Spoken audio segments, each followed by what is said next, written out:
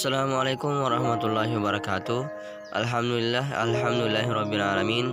Puji syukur kita panjatkan kehadirat Allah Subhanahu wa taala karena atas limpahan rahmatnya sehingga kita dapat belajar di rumah masing-masing meskipun dalam keadaan COVID-19.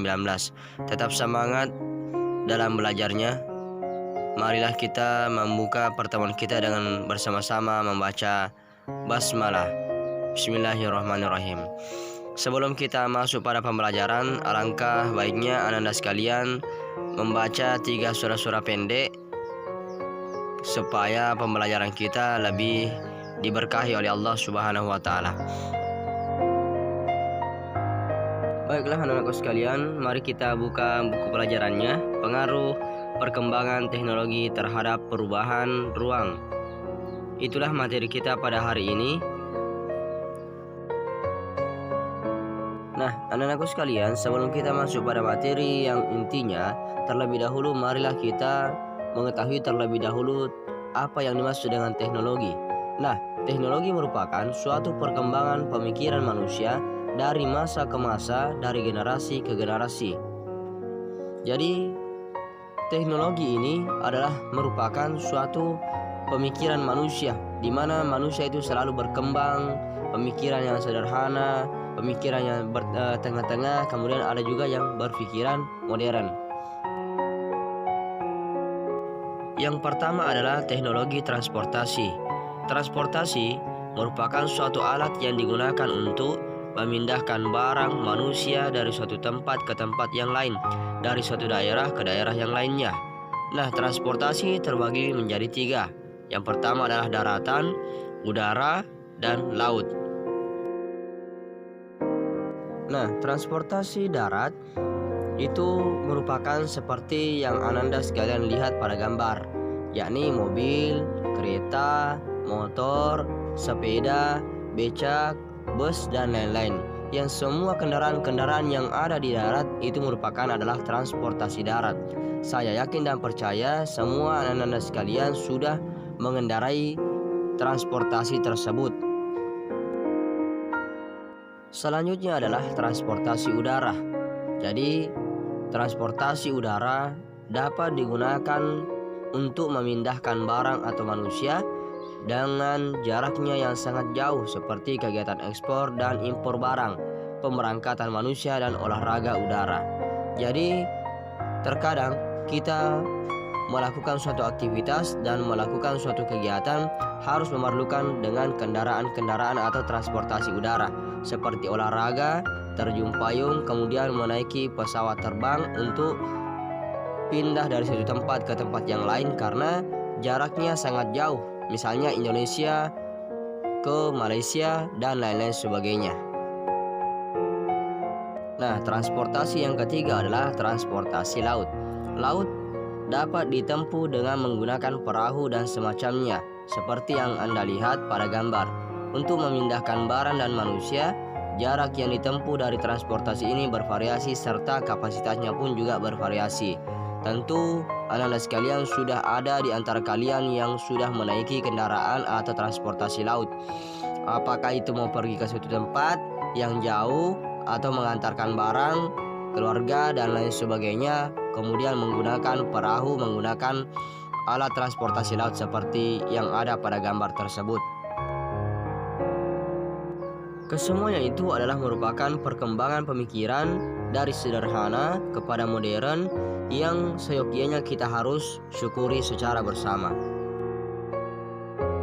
Yang kedua adalah teknologi komunikasi. Komunikasi merupakan hal yang sangat penting karena dengan berkomunikasi, manusia suatu dengan yang lainnya dapat saling memahami dan saling mengerti antara satu dengan yang lainnya. Alat komunikasi yang sering digunakan adalah bahasa. Komunikasi yang sering terjalin secara langsung dan tidak langsung. Oleh karena itu, bahasa menjadi pemersatu bangsa. Bahasa menjadi suatu alat yang sangat luar biasa untuk saling memahami antara satu dengan yang lain.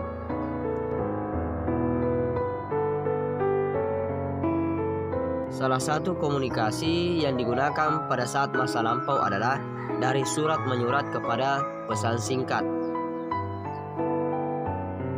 Lalu kemudian pemikiran manusia seiring waktu bertambah dan berkembang sehingga menemukan yang namanya gadget. Nah, setelah itu menggunakan internet dan seterusnya menggunakan komunikasi yang lebih cepat lagi sehingga dapat dengan mudah informasi ini menyebar ke seluruh dunia. Dengan demikian, pengaruh daripada teknologi transportasi dan informasi, maka hal tersebut manusia dan pekerjaannya menjadi lebih mudah dan cepat terselesaikan. Oleh karena itu, kita syukuri bersama anugerah ini dengan mempergunakannya pada tempatnya dan tidak melakukan pengrusakan. Namun dengan demikian, hal tersebut tetap memiliki pengaruh positif dan negatif yang manusia harus perlu ketahui secara baik dan tepat sehingga tidak melakukan suatu hal-hal yang tidak diinginkan. Nah, sahabat belajar semuanya yang baik hati, pengaruh transportasi dan informasi memiliki dampak, yakni positif dan negatif. Dampak positifnya, pekerjaan manusia menjadi cepat dan mudah terselesaikan. Yang kedua, menambah wawasan. Manusia bisa kreatif menciptakan hal-hal baru yang belum pernah ada di masa-masa yang lampau. Kemudian, pengaruh negatifnya atau pengaruh buruknya adalah manusia kadang jadi malas, merusak badan, merusak pikiran dan lingkungan. Salah satu contoh juga, teknologi dapat merusak suatu pikiran adalah ketika anak-anak di bawah umur menggunakan gadgetnya untuk main game dari awal hari atau jam 7 pagi sampai jam 12 malam, bahkan sampai jam 3. Tentu ini akan merusak pemikiran mereka, lupa dengan pekerjaannya masing-masing. Oleh karena itu, mari kita secara bersama-sama membuka diri, mawas diri untuk kebaikan kita masing-masing. Pergunakanlah teknologi dengan baik dan fungsikanlah informasi komunikasi dengan baik supaya tidak merusak jiwa, raga, dan pikiran kita.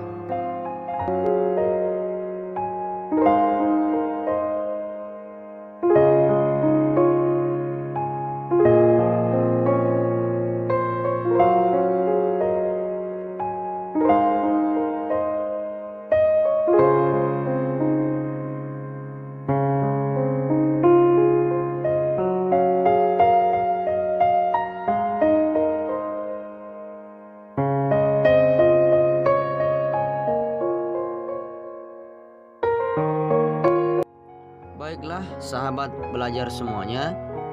Mungkin sampai di sini pertemuan kita. Mudah-mudahan kita semuanya bisa memahami tentang teknologi itu sendiri.